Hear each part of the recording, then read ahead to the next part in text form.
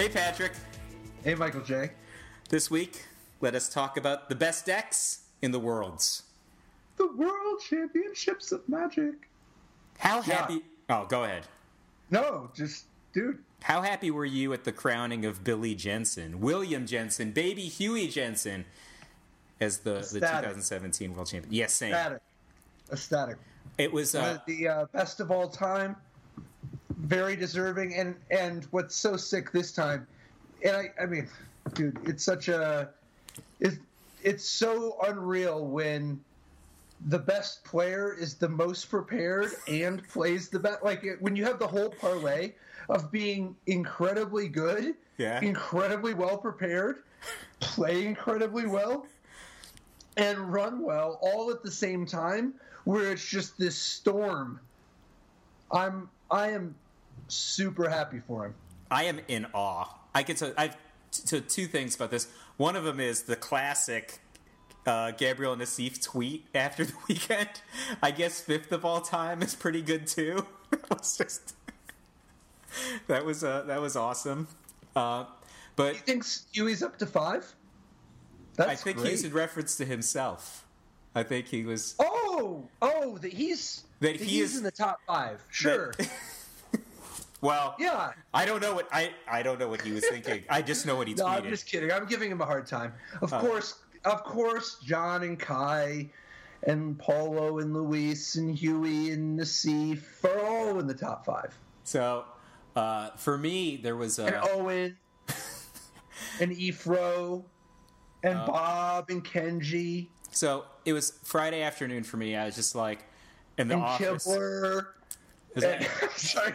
Speaking of top 5, it was after 5. I was just like, I still have to do some emails and stuff, but I'm not gonna be too nose down. It's after 5 on a Friday, so I just had a coffee. I have one of my screens up, and I just put the World's coverage on with no sound. While I'm just finishing out my work week, and one of the guys who works with me saunters in, and this guy, he's not a Magic guy, but he is a Brian Kibler streamer fan, so he kind of has some of that, knows about it. He's seen some of the other TCGs, and so I'm just explaining this match to him, and at the time it was Huey against Brad, and the advantage bar just keeps pointing further and further to Brad, and I'm like, well, I know it's hard to tell because neither one has lost any life yet, they're both at 20, but it's really hard to describe how far ahead Brad is to Huey.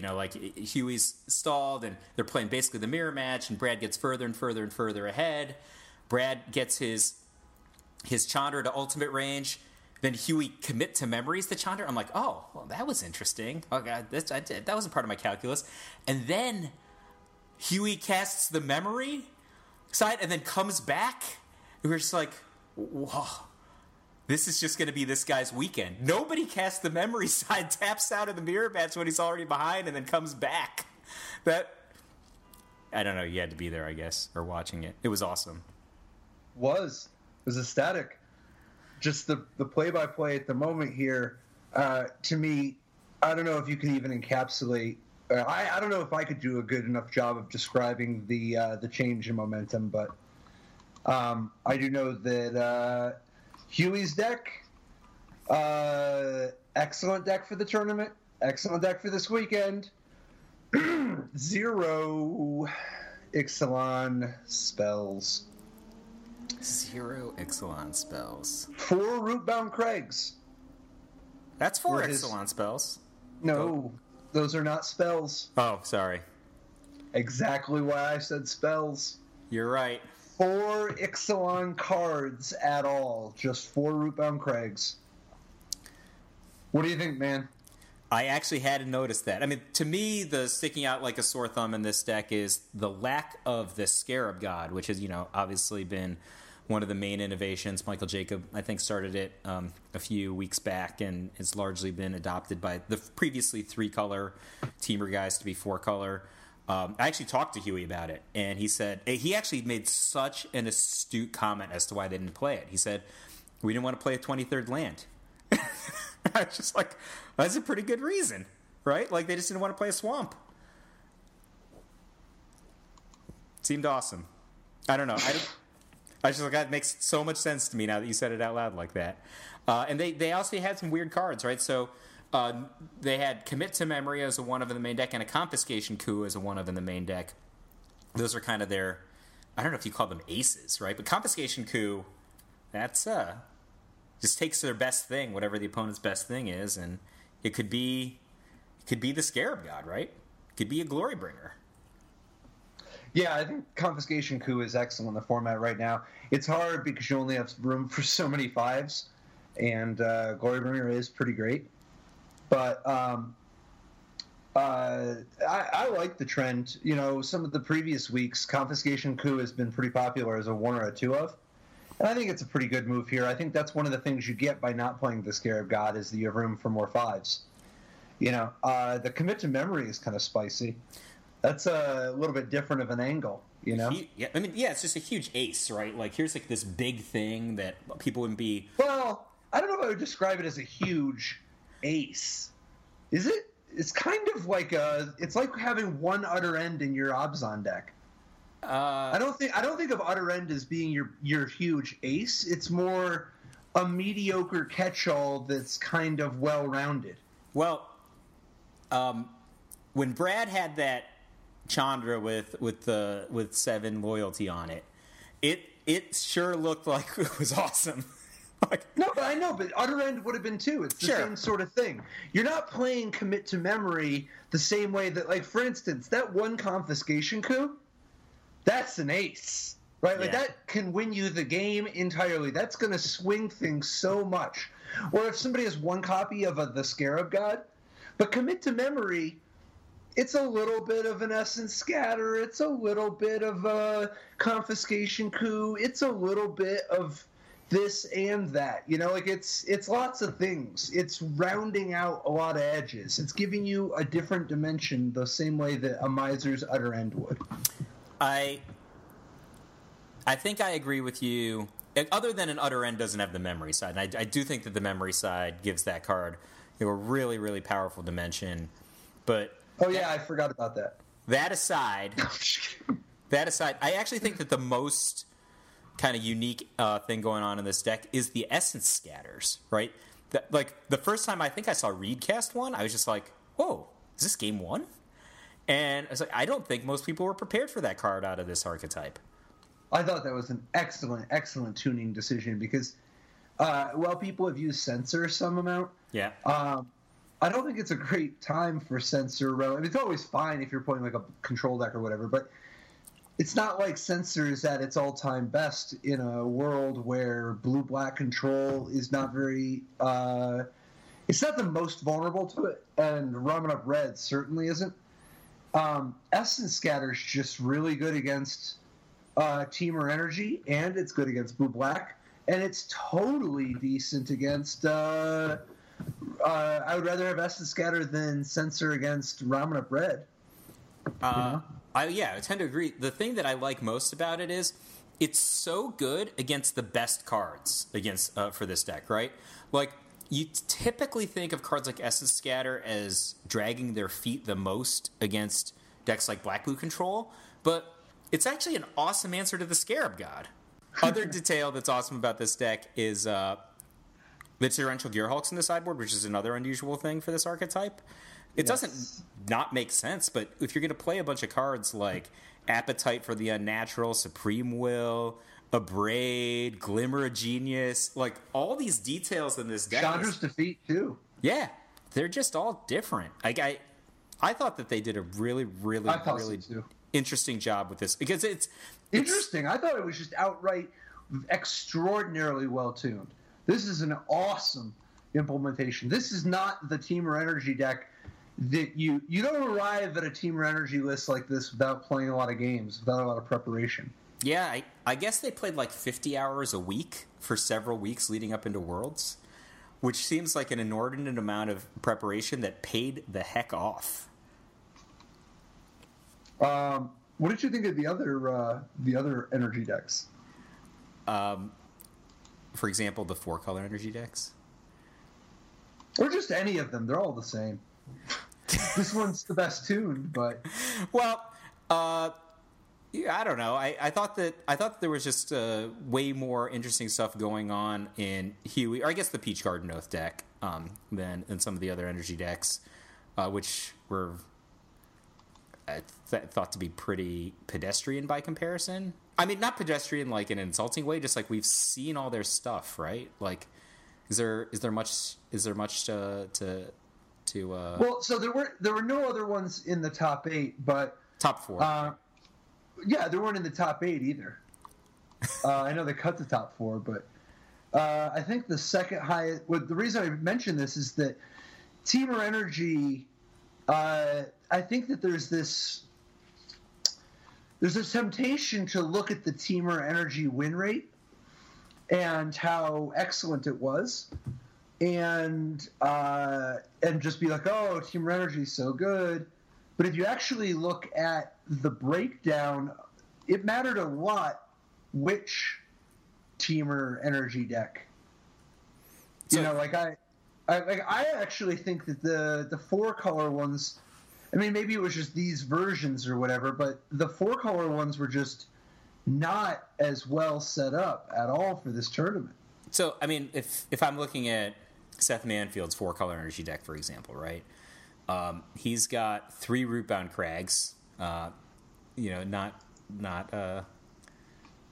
missing out on that Ixalan card. But his deck is like very like I know that there's some variation in what you can play in this archetype, but it's just like 2 Chandras, 2 Abrades, 2 Sprays, 4 Harness Lightning, and then just his creatures are pretty predictable: 3 Hydra, 3 Glorybringer, 4 Rogue Refiner, 4 Servant, 4 Cub, 2 Scarab Gods. 23 land, right? So he has the swamp that Huey said he wanted to avoid. And then in the sideboard, I guess he's got like Vizier of Many Faces, Struggle to Survive, Deathgorge Scavenger. There are some a little bit different cards there, but see, to me, the big differences are, first of all, the use of the Scarab God and the swamp, which is already a pretty big departure.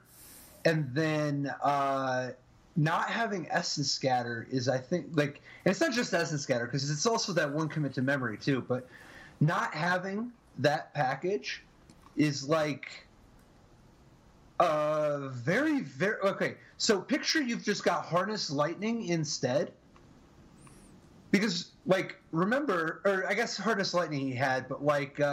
it's another Abrade. An extra Abrade and... having a swamp and an Abrade instead of 2 Essence Scatters. I guess when I look at this deck and its ability to make 2 big plays in the same turn, like, is this Temur Energy deck, is the use of the Scarab God and Abrade and Swamp, is that really where you want to be against blue-black control with Torrential Gearhulk and the Scarab God? Like, I mean, who is this? Yeah, Abrade is still excellent against Torrential Gearhulk, but it's so poor against not like Essence Scatter. Not like Essence Scatter. Essence Scatter is very good against Torrential Gearhulk and much better against the Scarab God, no question. But Abrade is still good against Torrential Gearhulk. I think the Vizier of Many Faces is some cool technology. I think that's something worth appreciating, and that came from Ixalan. Oh no, it didn't. It did not. No, it's an Hour of Devastation, but it's Death Vizier. It's not even, I guess. It's just from Amonkhet. But the ability to copy Carnage Tyrant is ostensibly the purpose. But of course, there was a real shortage of actual Carnage Tyrants in this particular event. But Deathgorge Scavenger is in fact an Ixalan contributor, so got on the board there, even if it wasn't Vizier. Yep. But yeah, I don't know how much there really is in the Temur Energy space to go different, other than tuning it for the week that you're actually expecting. Because I don't think the metagame is going to stay exactly the same. Like, it sure looked like it was just Ramunap Red, Blue-Black Control, and Temur Energy. But one of the things we saw was that it was a paper, rock, scissors of sorts, where Temur Energy beat Red, Blue-Black Control beat Red, and Temur Energy and Blue-Black Control were close.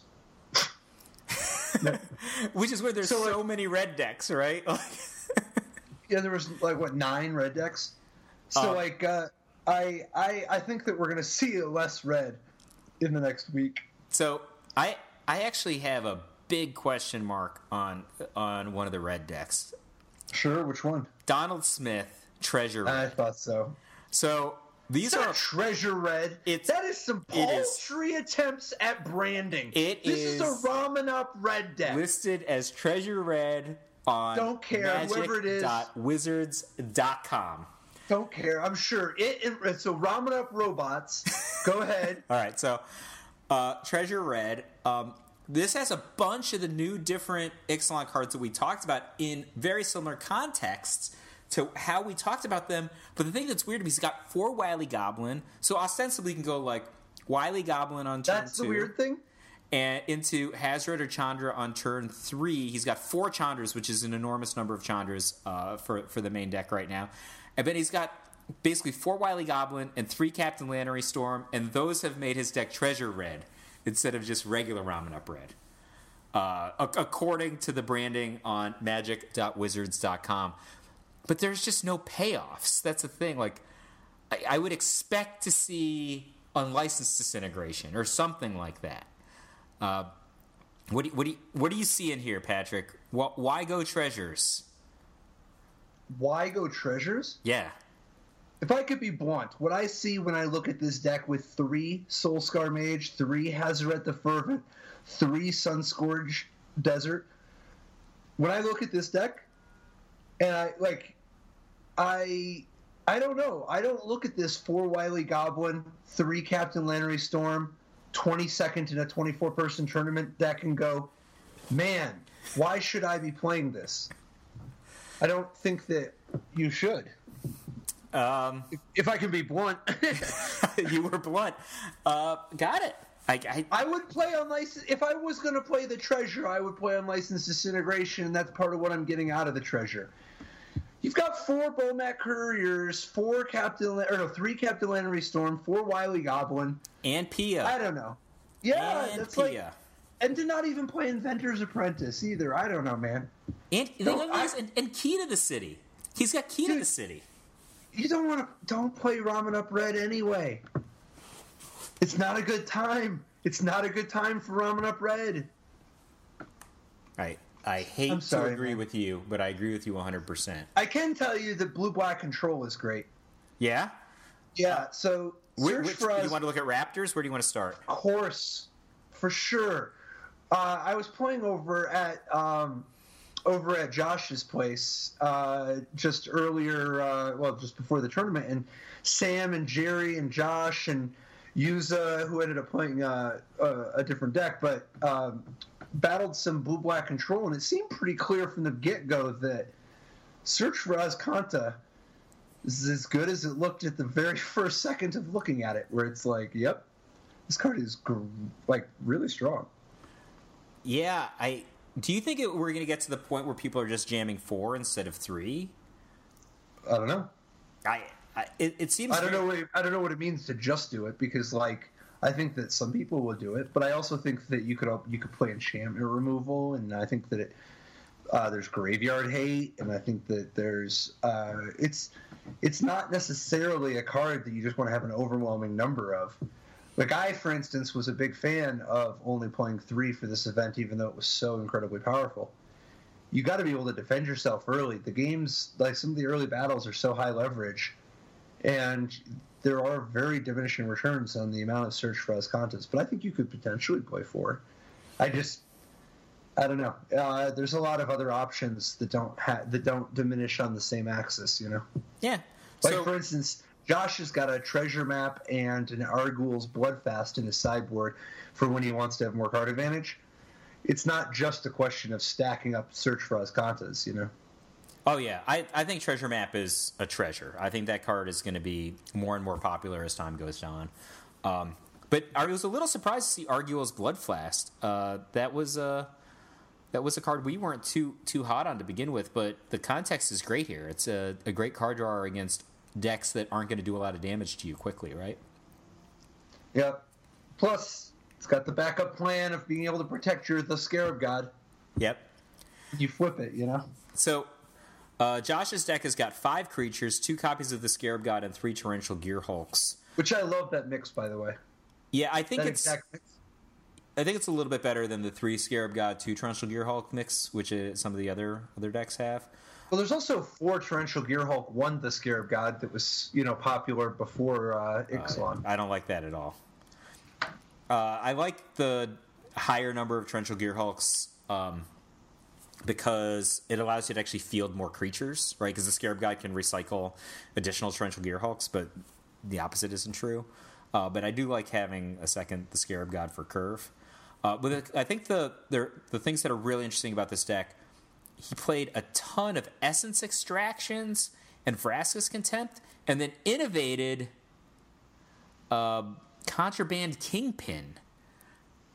Oh yeah, Contraband Kingpin was so great. Like, I mean, it's been industry standard to be on some Gifted Aetherborn type of sideboard plan, but Contraband Kingpin just lines up so much better in the format because of its 4th point of toughness against decks full of lightning strike.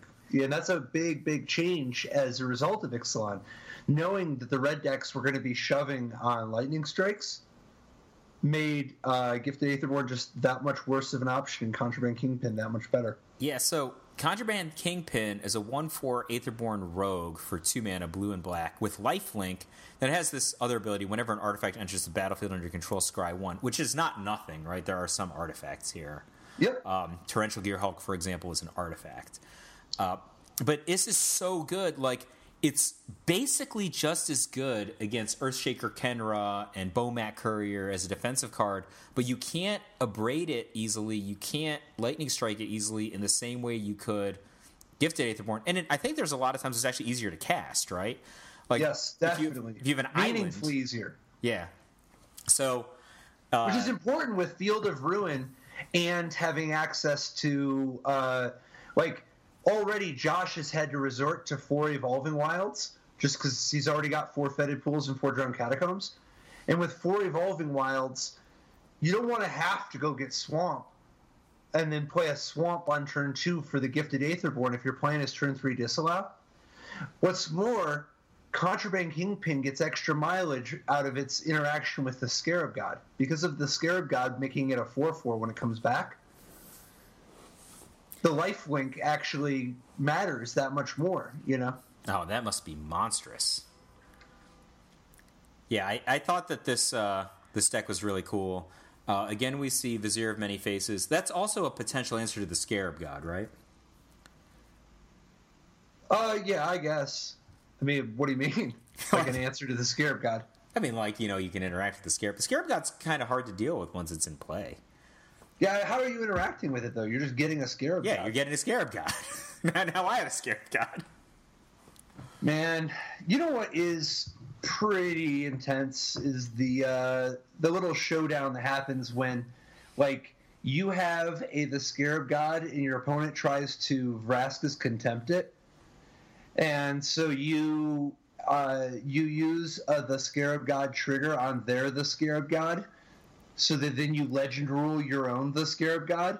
So then the Scarab God goes to the graveyard and is going to go back to your hand, but you now have a 4/4 token that was the Scarab God. Like, that's so brutal of anti-Vraska's Contempt technology. Oh, yeah. One thing that I thought that was really cool about these decks is we see kind of a line in the sand where Hieroglyphic Illumination is played as a 4 of here. Glimmer of Genius is only a 1 of. That's for 2 big reasons.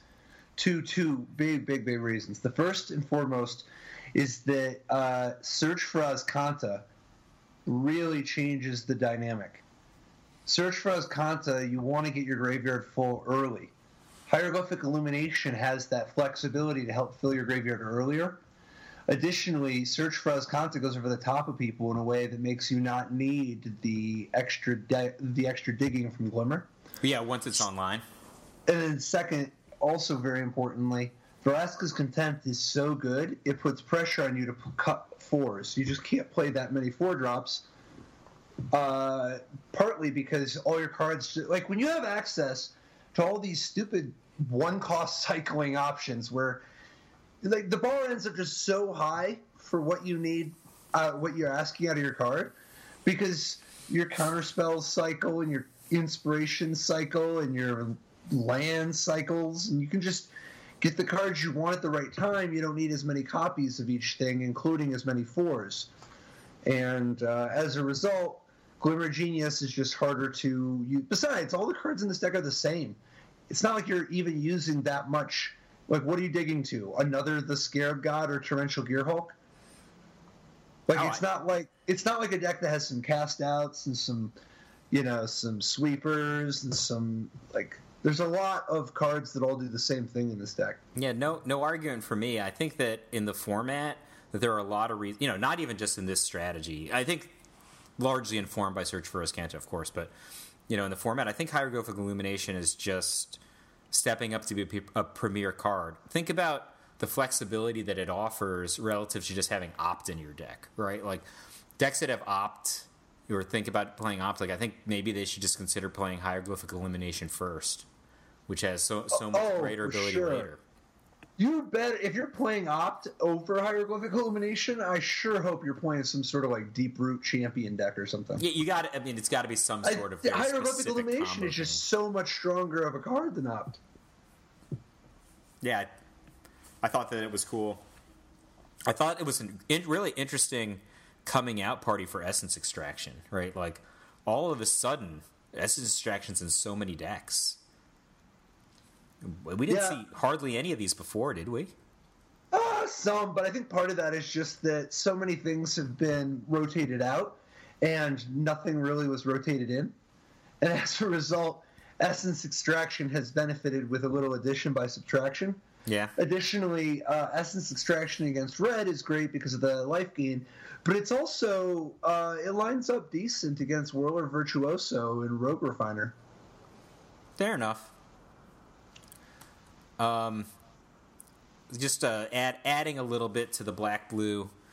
Do you have much thought about Shouda's Grixis deck?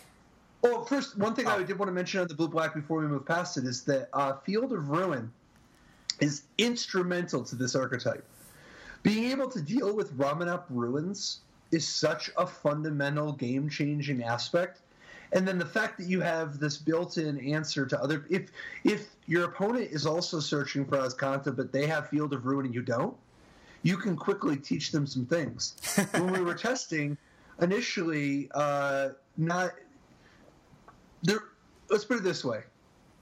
It wasn't immediately obvious how many Field of Ruins to play, but... one proposition that was floated is that, well, whoever has more Field of Ruins wins that matchup.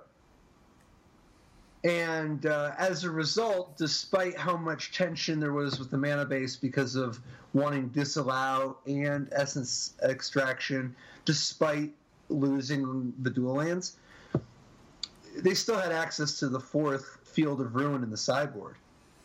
Because, like, whoever has two is just such a monstrous favorite over whoever has one. And it continues for each Field of Ruin you add to your deck because of the ability to Field of Ruin to destroy your opponent's Azcanta once it's actually flipped. So, just to contrast, like, Kelvin Chu's version of Blue-Black Control, he's only got one Field of Ruin in the main deck and no Field of Ruins in the sideboard. Obviously... like, Raptor's version has a huge advantage on Search for Azcanta. He's got 3 versus 2, and then all these Field of Ruins to win the Search for Azcanta fight.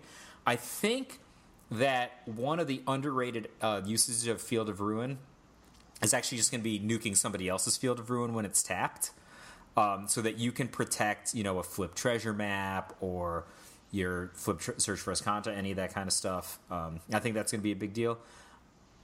But go ahead. But I think that really one of the most important lessons that we can take from this tournament, if you're going to be on the control side, is that 2-colored control decks get to play 4 Field of Ruin. And Kelvin Chu only played 1, but... Specifically allied, by the way, blue-white or blue-black. It's a lot harder if you're blue-red or blue-green. Can you explain why? Blue-red. Because Blue-red has Spire Bluff Canal as its only dual land. Beyond that, you can play Evolving Wilds, and you can play Swiftwater Canyon, or whatever the blue-red... Yeah. Right, the Highland Lake, I guess it is. But when you play blue-black, you get 4 Drowned Catacombs and 4 Fetid Pools. When you play blue-white, you get 4 Glacial Fortress and 4 Irrigated Farmlands. So you just have access to 4 more dual lands, 4 more good dual lands, which makes it a lot easier to support Carless mana requirements. Yep. Something I did want to note, though, on the Field of Ruin, specifically for blue-black that's so excellent, is that Field of Ruin is quietly a fantastic way to power your Fatal Push. Because these blue-black decks it's not always trivial being able to kick it and kill a 3 or a 4, but it's actually really important when you're facing like a Whirler Virtuoso or even a Bristling Hydra. Even though they're not always, like, for instance, in response to them getting the energy in the first place.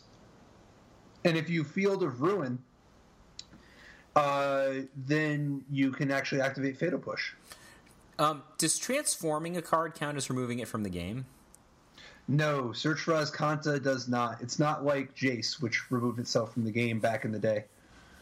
You know the Jace that flips? Yep, that's actually why I was asking.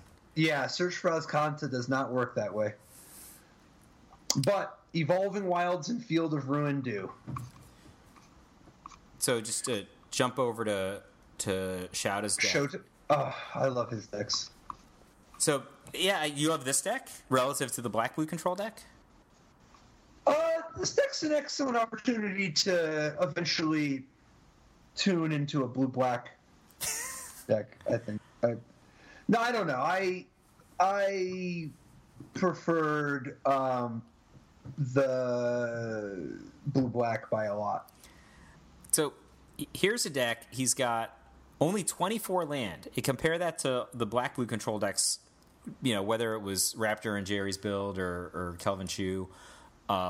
They're playing 26 land. Shoda's only got 24. Well, it's not even just 26. It's also 26 with 4 Censor and 4 Hieroglyphic Illumination. And Shoda has neither of those cards. And searches, right? And the 3 searches isn't nothing, by the way. But yeah, Shota, he's got 4 opt.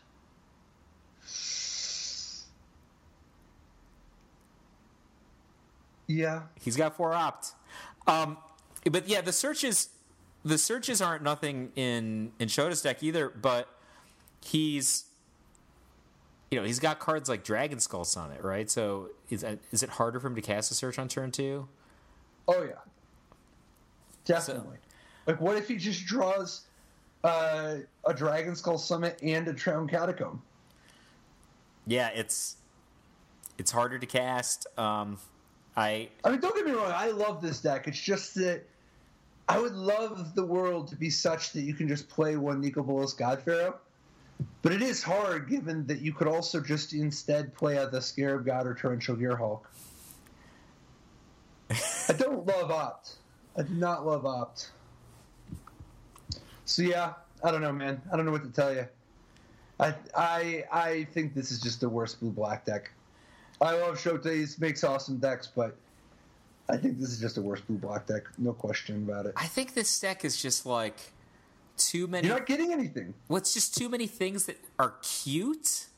Like Unlicensed Disintegration, for example, has all of 2 Torrential Gearhulks to interact with in the entire 75.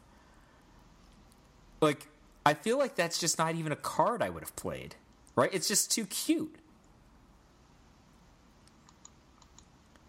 So, you asked. That's my stance on this particular shade. I'm off Grixis. Yeah? I'm off it. I mean, we love the man as a deck designer and as a champion. Is easy to cast, by the way, though. Say again?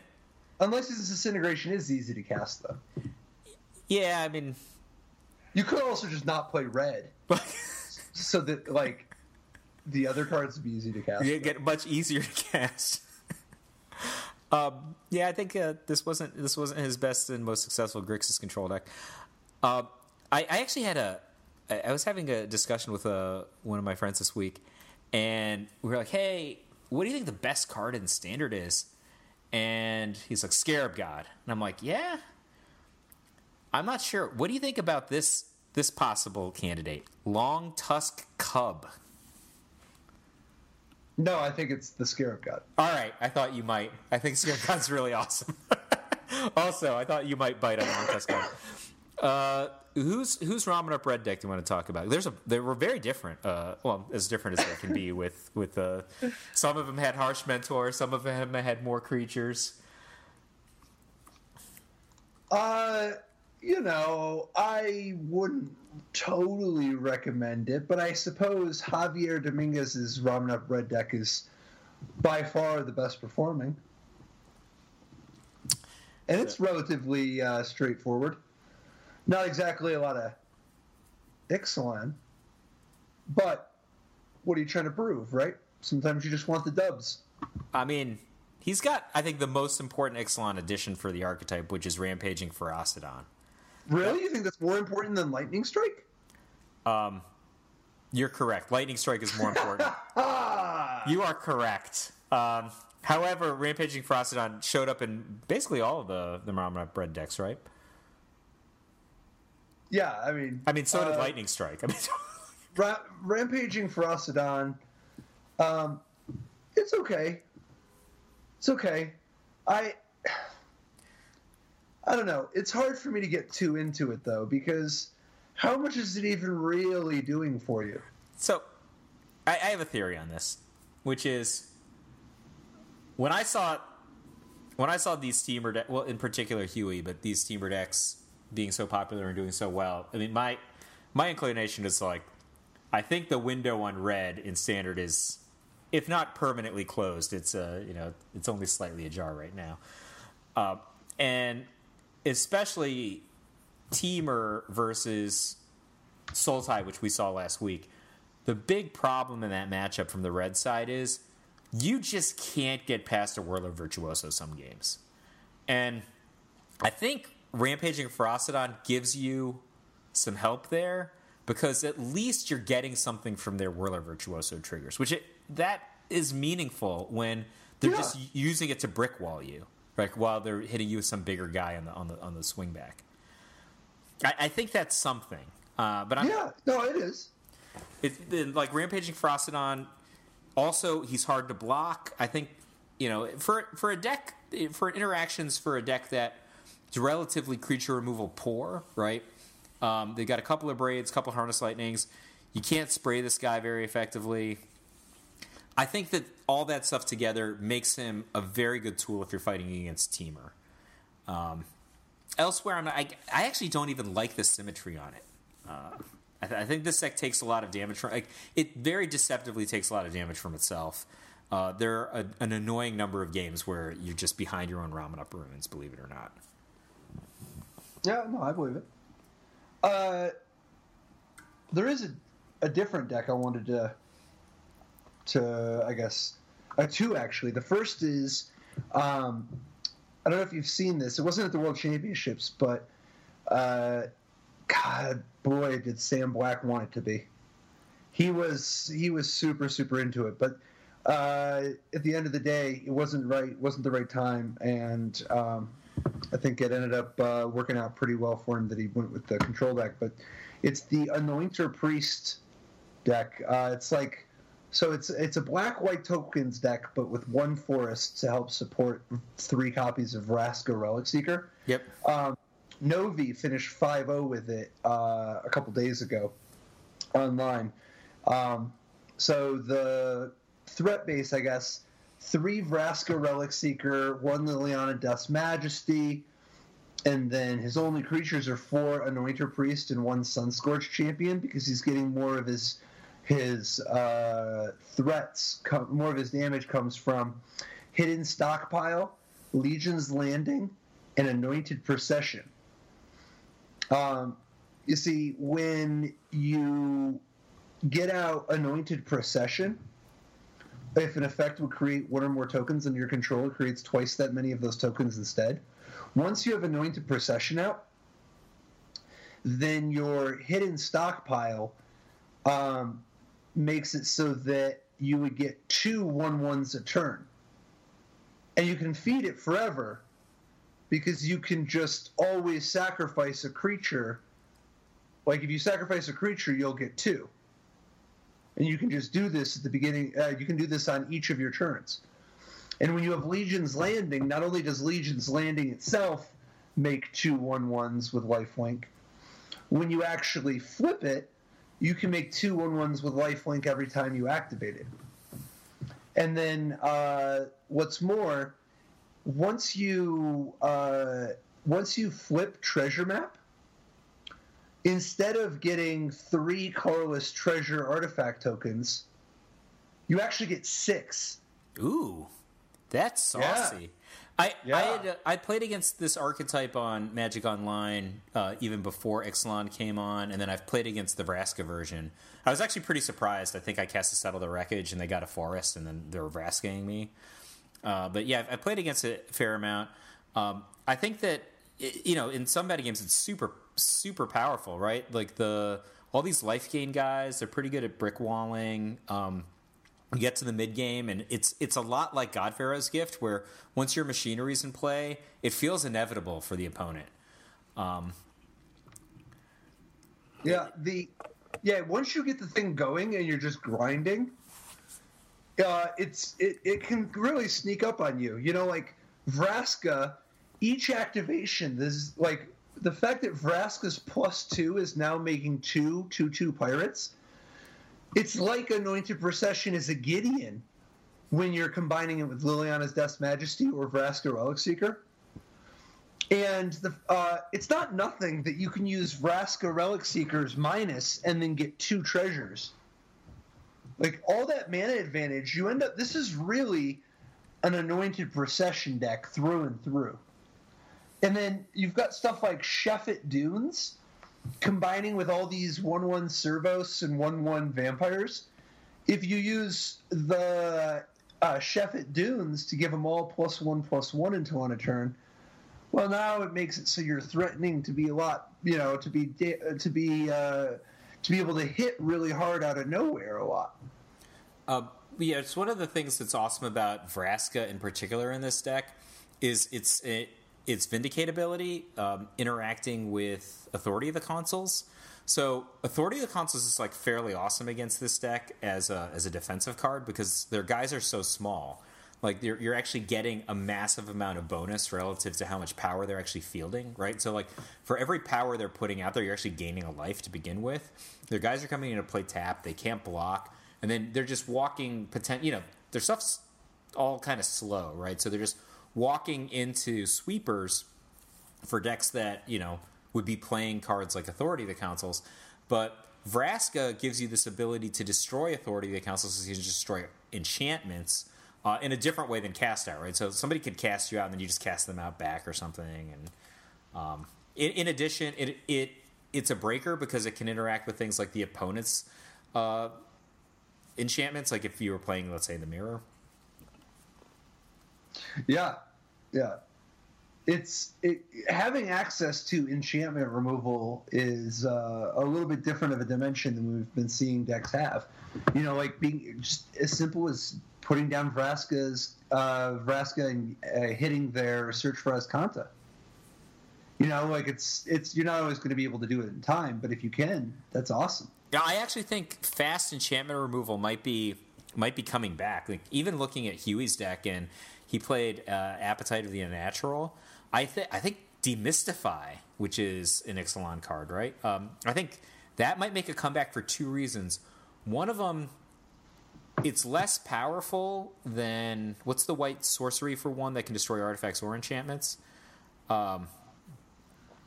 Whatever that one's called. It's less powerful than that because it only can hit enchantments, but it's an instant instead of a sorcery, which matters in a couple of situations. But I think just having that to fire off on turn 2 against somebody's Search for Azcanta is potentially going to be a big game in Standard. That's one of the reasons why I think Duress has been such a big gainer. I mean, Duress is a good card anyway, but the ability to Duress on turn 1 and take their Search for Azcanta, that's a big deal. I actually think Duress has two things going for it. That's one. The other thing is that Search for Escanta is, once it's flipped, is so mana intensive. It's actually just great to have super high impact cards that only cost one. Like, so you have like 8 land in play, you just use one of them.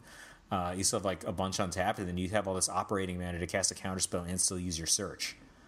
It's also just nice to be able to play stuff proactively, because if you have all counterspells, one of the things I was finding from playing Blue-Black was that I was just having to discard the hand size every turn. Do you guys play a lot of mirror match testing, or do you have the... Yeah. Yeah. Not a lot. Enough. It depends on what you mean by a lot. Not very many different games, because they kind of went a long time, and then we only played a few games before it was pretty transparent. It made a lot of sense to us what it was really about. You know, like, we talked about it beforehand. Everybody kind of had different ideas of, like, almost all of us had arrived at basically a very similar thing to start with.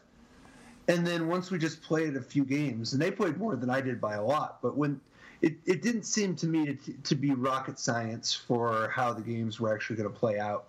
It's complicated in the games, but it was clear what it was about. I got you. The one thing I wanted to note on this black-white tokens deck before moving past is that the 4 Anointer Priest and the 1 Sunscorch Champion, not only is that life gain kind of a nice added dimension, both Anointer Priest and Sunscorch Champion, when they come back, when you embalm them or eternalize them, they come as tokens. So you get to do even bigger things with your Anointed Procession. Yep. You know? That's it. I just think this deck is sweet.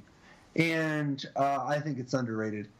You know, I think it's flying. I think it's big time flying under the radar. It's a legit contender. I think it depends on what the metagame looks like.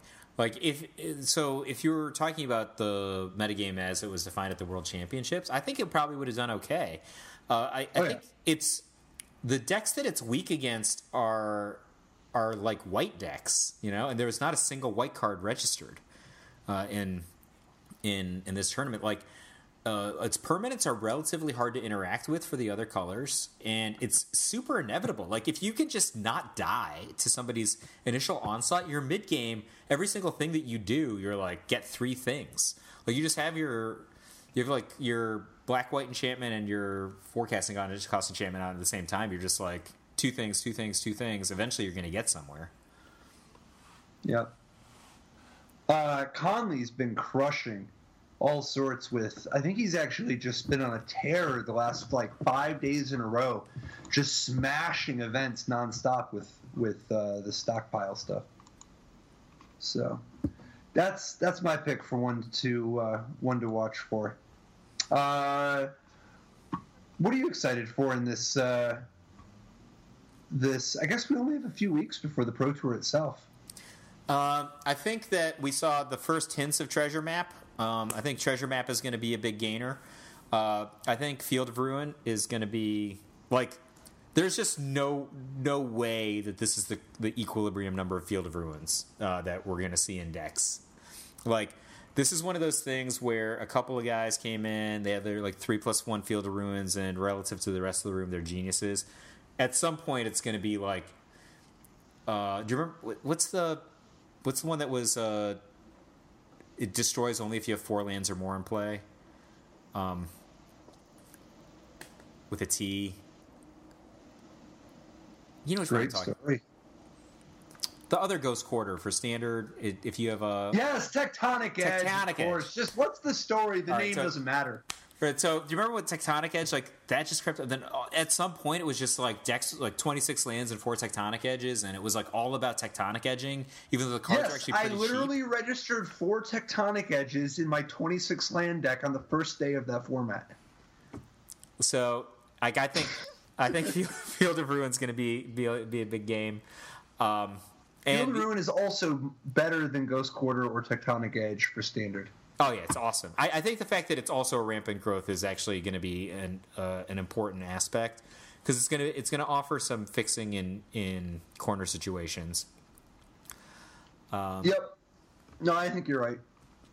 I think that I I don't know why it went this way, but I think that blue-white approach to the Second Sons is still a great strategy. I don't know, man. Blue-white approach to the Second Sons can never beat blue-black. Never? So, like, no, I mean, it's a really bad matchup. And it's just a violation of the Prime Directive. It's just a worse blue-black deck. It has no matchups that are better.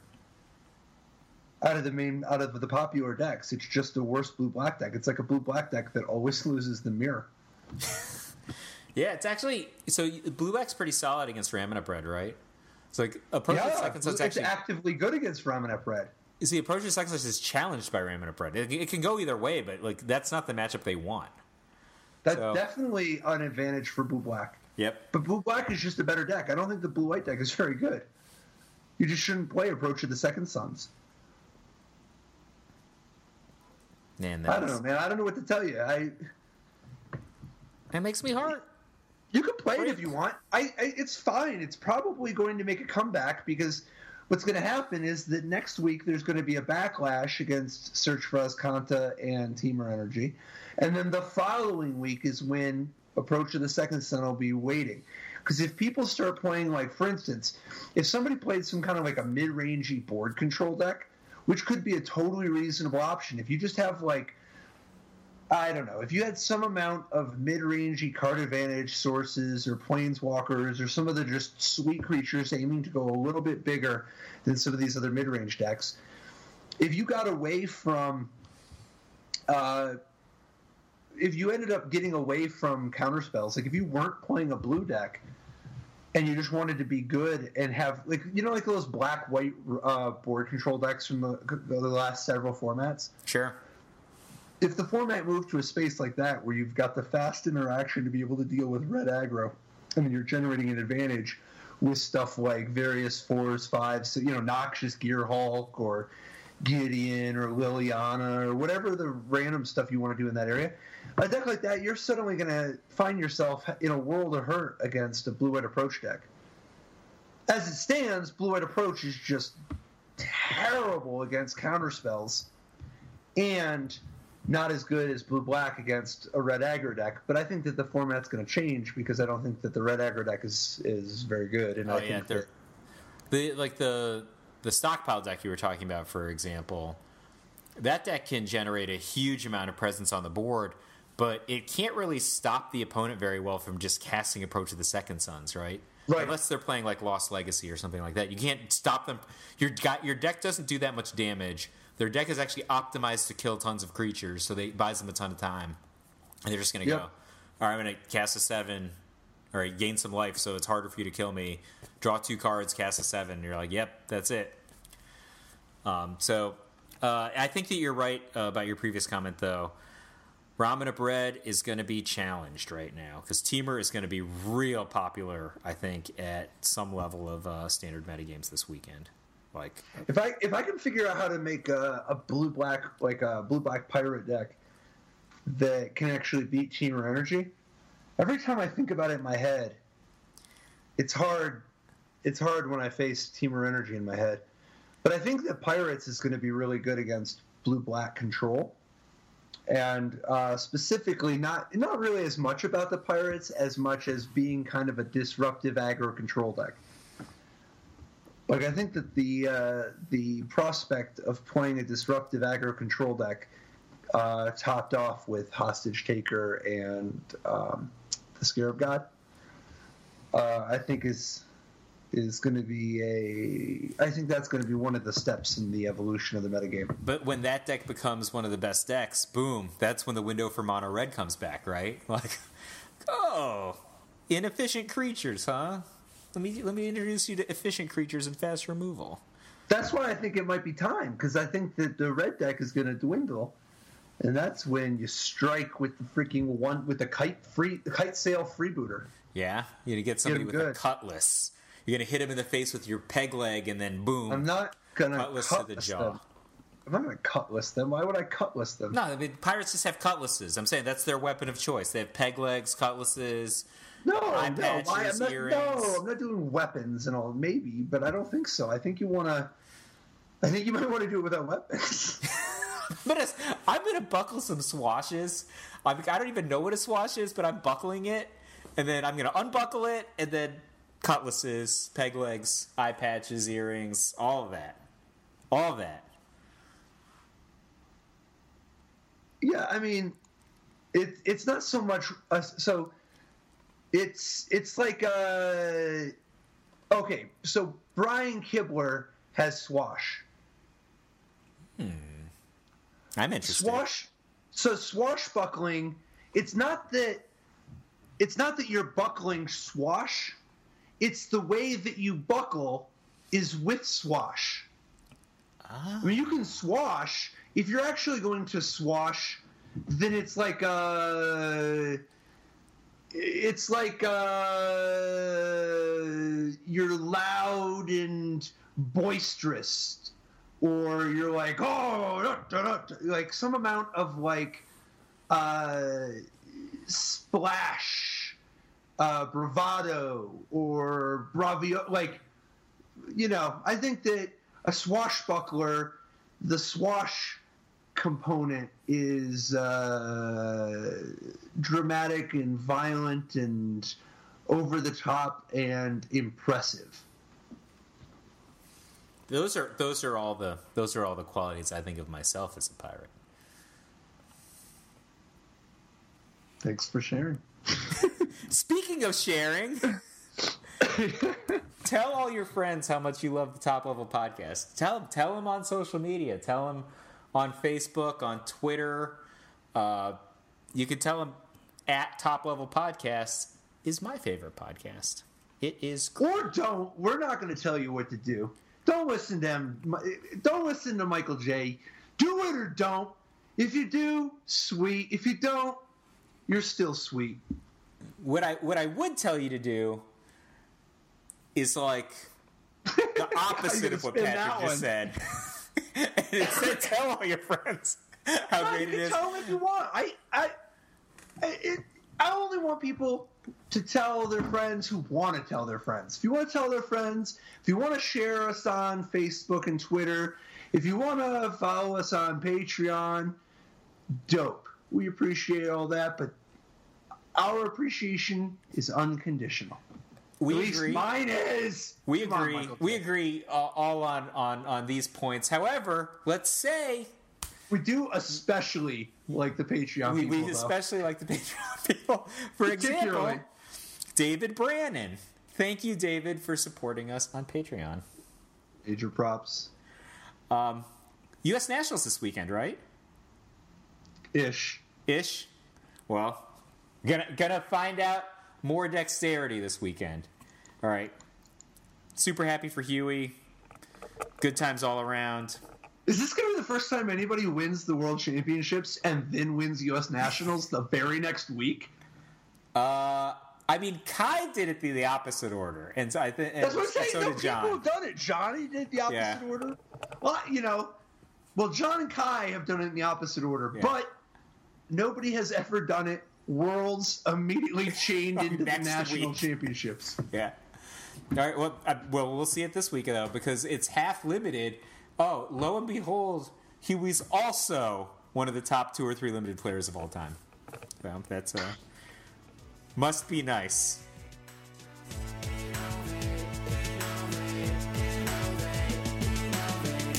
Life didn't work so great. Tried to play dredge into jail or hate. Ghostly prison waiting for my untapped phase. Your core trapped in amber stasis days. Lost a lot of friends, got left behind.